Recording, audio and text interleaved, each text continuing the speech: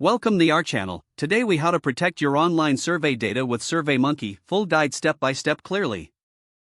Start by logging into your SurveyMonkey account. Navigate to the survey you want to protect. Click on the Collect Responses tab. Choose the collection method you plan to use, such as email, web link, or social media.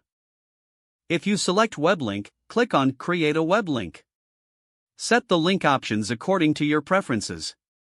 Look for the Options section to enable response password protection.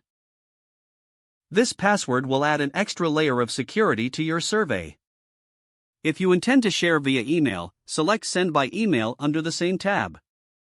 Check the box to require a password for email invitations as well. Next, consider enabling distribution limits. This feature allows you to restrict how many times a single respondent can take the survey. Under the Options tab, select Limit Responses and set your preferred limits. To enhance anonymity, avoid collecting identifying information from participants. Deselect any personal information fields you don't need. Review the survey settings to ensure all security features are activated. Make sure to enable response authentication if your survey requires verified participants. You can choose options like ensuring respondents are logged into their accounts or using a unique identifier for access. Once you have configured all settings, save your changes. Before distributing the survey, test it to ensure all protective measures are functioning. Share the survey link or email with your desired audience. Monitor responses regularly to ensure the security settings are effective.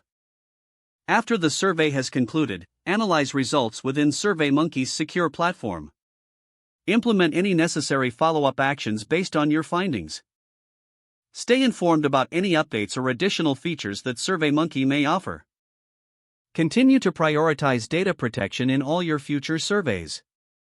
If the page does not load, refresh the browser or try again in a private or incognito window.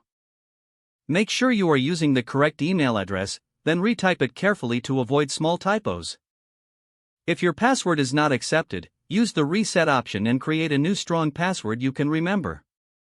Don't forget to like this video and subscribe to our channel for more step-by-step tech guides.